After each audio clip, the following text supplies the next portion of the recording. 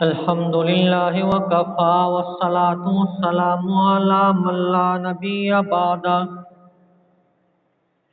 Ursula بالحق بشیرا ونذیرا وداعیا الی اللہ بإذنہ وسراجا منیرا محمد رسول اللہ والذین معه اشداء علی الکفار رحماء بینہم تراهم ركعا سجدا يبتغون فضلا من الله ورضوانا أما بعد فأعوذ بالله من الشيطان الرجيم بسم الله الرحمن الرحيم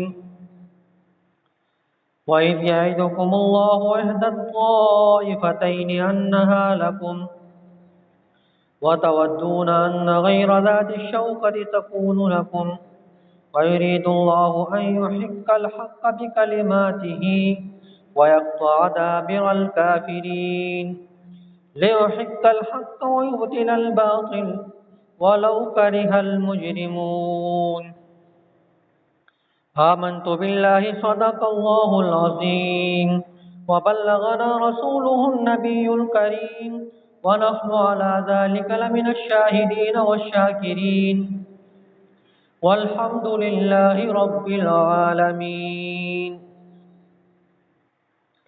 قابل صد احترام و تکریم میرے واجب الاحترام دوستو، بزرگوں، عزیز نوجوان ساتھیوں،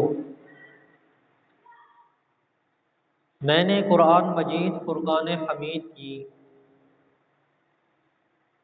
چند آیات کریمہ آپ کے سامنے تلاوت کی۔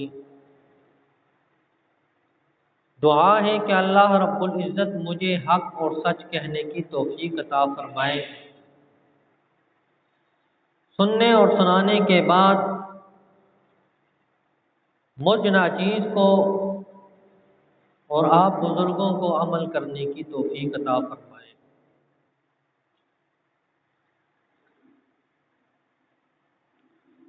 رمضان المبارک میں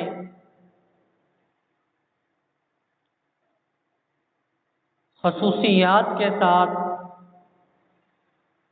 کچھ ایسے کام ہوئے ہیں جن کا تذکرہ رمضان المبارک میں کیا جاتا ہے۔ اسلام کا عظیم مارکہ، اسلام کی پہلی جنگ وہ رمضان المبارک میں ہوئی۔ 17 رمضان المبارک کو آپ صلی اللہ علیہ وسلم جہاد کی غرض سے غزوہ بدر میں داخل ہوئے تھے۔ بزرگان دین اکابرین نے لکھا ہے، عاتقہ بنت عبد المطلب جو حضور صلی اللہ علیہ وسلم کی پھوپھی ہیں، انہوں نے ایک خواب دیکھا کہ حجر اسود کے پاس ایک شخص کھڑا ہوا اور اس نے اعلان کیا، یا اہل الغدر، اے دھوکہ بازوں، اپنی مقتلگاہ کی طرف 3 دن کے بعد نکل جاؤ۔ پھر وہ جبل کیس پہ چڑھا، وہاں اس نے یہی اعلان کیا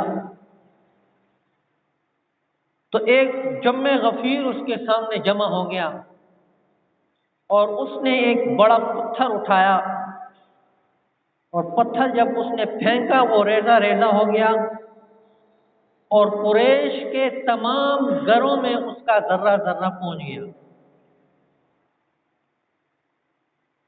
اس نے جب خواب دیکھا تو گھبرا گئی، اپنے بھائی کیا نام ہے، ان کے جو بھائی حضور صلی اللہ علیہ وسلم کے چچا تھے، ابن عباس رضی اللہ تعالیٰ عنہ کو سنایا عباس رضی اللہ تعالیٰ عنہ نے کہا کہ یہ بات کسی کو بتانی نہیں ہے، کہ اگر یہ معاملہ پیش آیا تب بھی خطرہ ہے اور اگر نہ ہوا تب بھی خطرہ ہے۔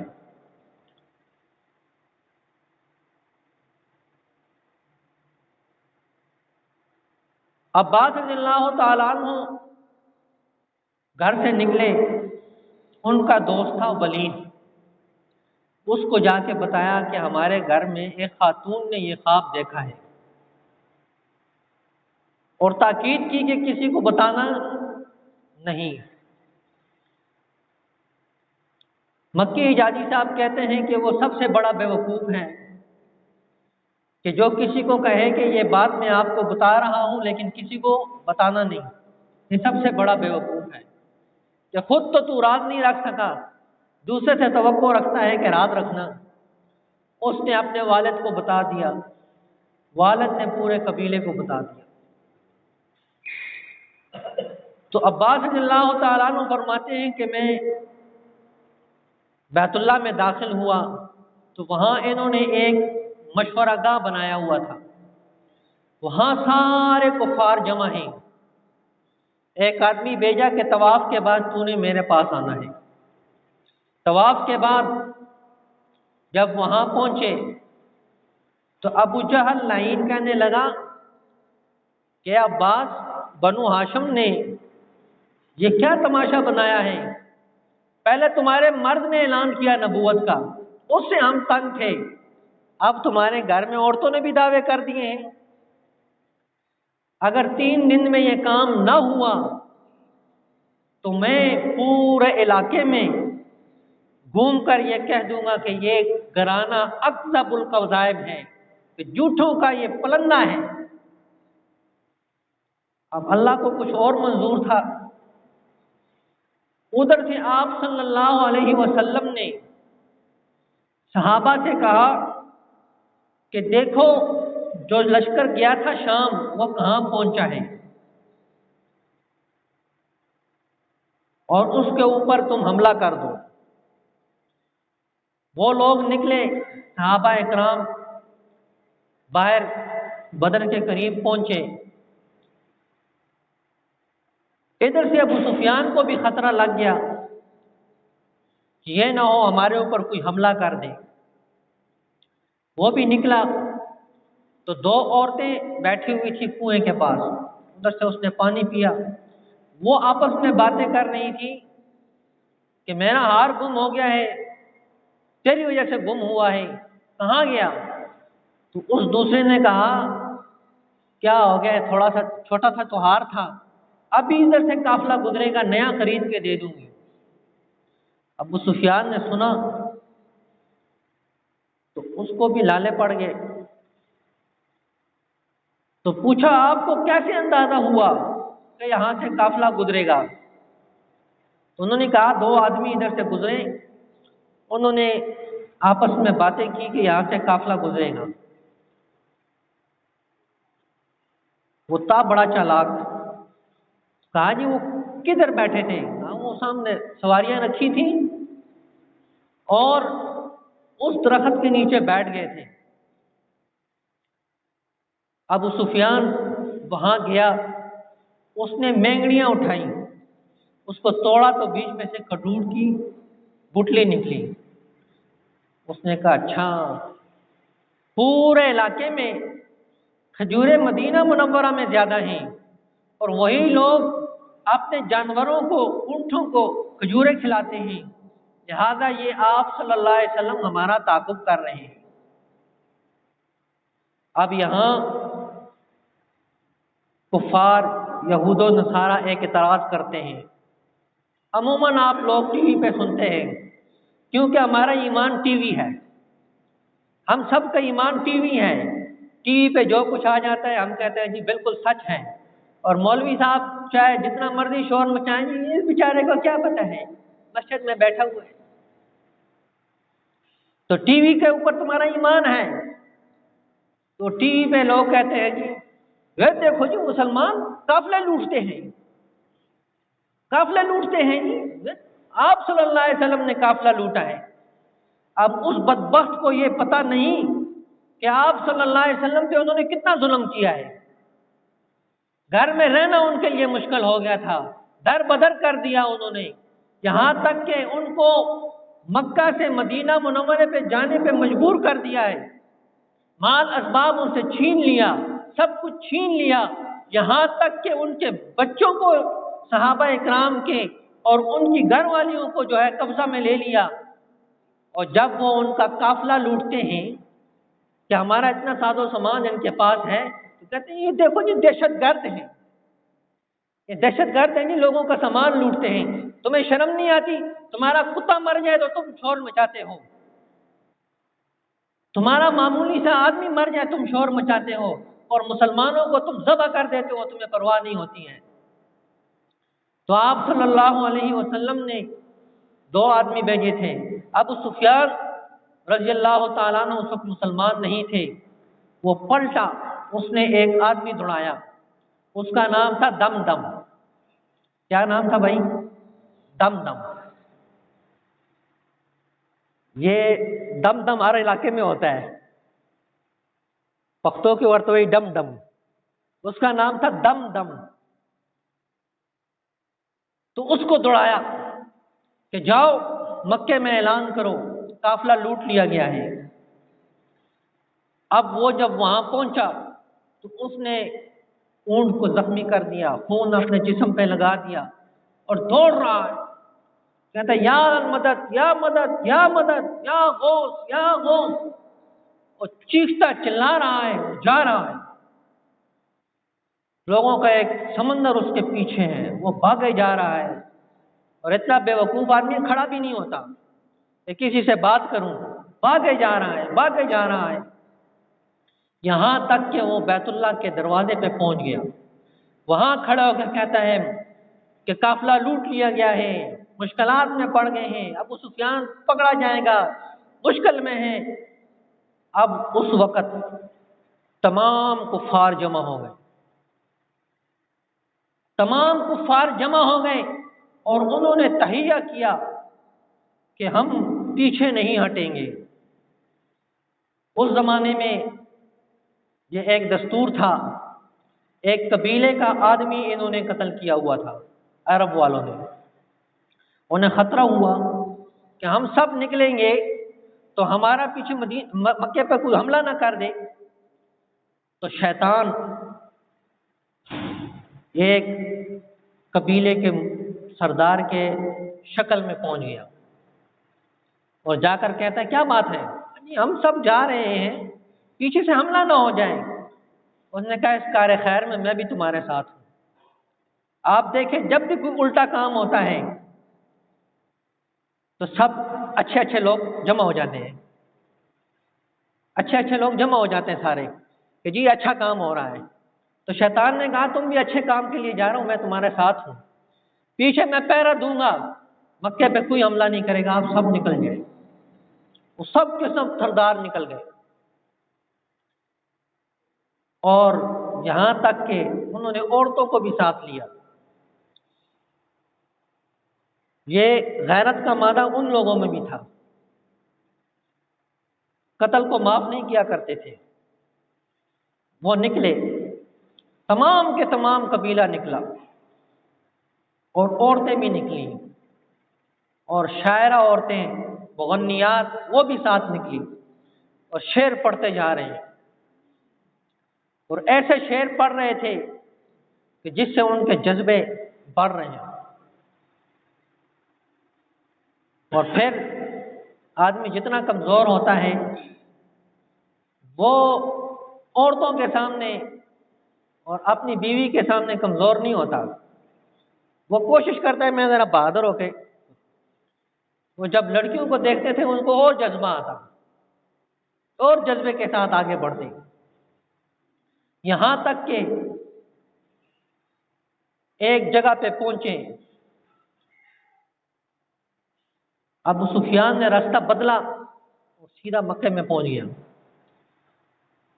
وہاں لوگوں نے سب کو سمجھایا کہ دیکھو ہمارا مقصود قافلہ بچانا تھا، وہ تو ہو گیا ہے، اب چلتے ہیں واپس، ابھی ضرورت نہیں ہے، ابھی ضرورت نہیں ہے، چلتے ہیں واپس۔ تو وہاں ابو جہل ایک آدمی کے پاس گیا، کہنے لگا دیکھو یہ سب بھاگ رہے ہیں، تیرے بھائی کے قاتل ہیں، اگر تو بھی چلا گیا تو تیرے بھائی کا بدلہ کون لے گا؟ یہ 200-300 آدمی ہیں اور ہم 1000 ہیں، ان کا صفحہ ہستی سے مٹا دینا ہی بہتر ہے۔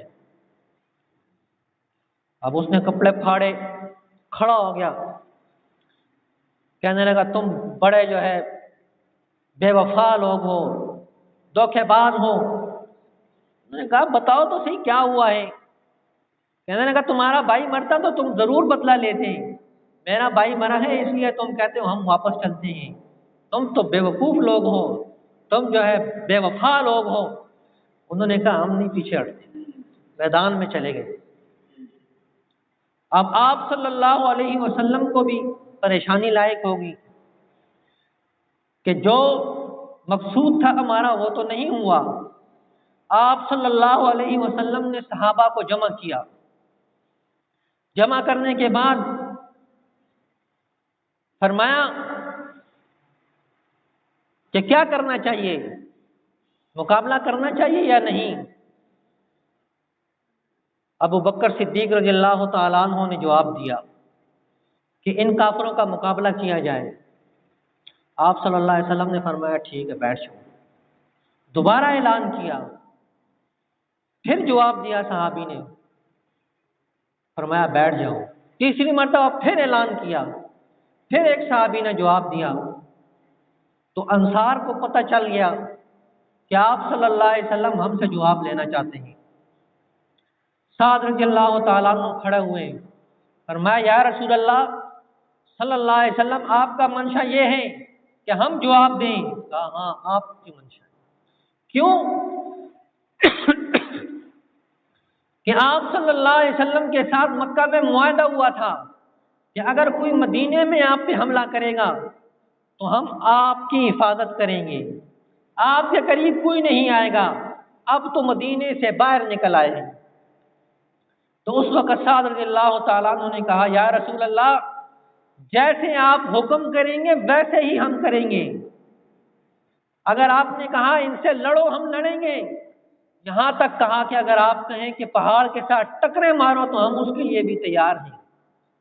اس کے بعد آپ صلی اللہ علیہ وسلم نے صفیں بنا دی، پانی جب کہاں قریب تھا وہاں صفیں بنا دی گئی، وہ ریتلی جگہ تھی، اور ابو جہل اس نے جو مٹی کی جگہ تھی پکی ادھر صفیں بنا دی۔ صفیں بنانے کے بعد اب وہ ریت والی جگہ تھی، اس پہ پاؤں رکھتے تو پھسل جاتے، بڑی پریشانی ہوئی، پانی ختم۔ اللہ رب العزت نے بارش فرما دی، ان کی جگہ میں کیچڑ بن گیا اور یہ ریت پکی ہو گئی اور گڑھے بن گئے، اس میں صاف شفاف پانی بن گیا۔ وہ پانی لینے کے لیے کافر جب آتے تو لازمی بات ہے آدمی کے دل میں غصہ ہوتا ہے۔ آپ صلی اللہ علیہ وسلم نے فرمایا ان کو آنے دو، پانی لینے دو۔ پانی ان کو دیا، اور اللہ رب العزت نے بھی بتا دیا کہ اے میرے پیغمبر میں نے آپ کو پہلے کہا تھا کہ 2 قافلوں میں سے ایک قافلے کا سامنا ہوگا، اور فرشتوں سے کہا کہ میں تمہارے ساتھ ہوں، اور ان مسلمانوں کو تسلی دیتے رہو۔ اس وقت جو ہے مسلمانوں کے اوپر تھوڑا سا نیند کا غلبہ ہو گیا، جس سے ان کی تھکاوٹ ختم ہو گئی، اور صفوں سے ایک آدمی نکلتا کہ میرے مقابلے میں آ جاؤ، دوسرا نکلتا، تیسرا نکلتا، ایک پہلوان نکلا، اس کے بارے میں مشہور تھا کہ 1000 آدمی کا مقابلہ کرتا ہے۔ آپ صلی اللہ علیہ وسلم نے فرمایا کہ سعد رضی اللہ تعالیٰ عنہ اس کا مقابلہ کرے۔ جب وہ سامنے آیا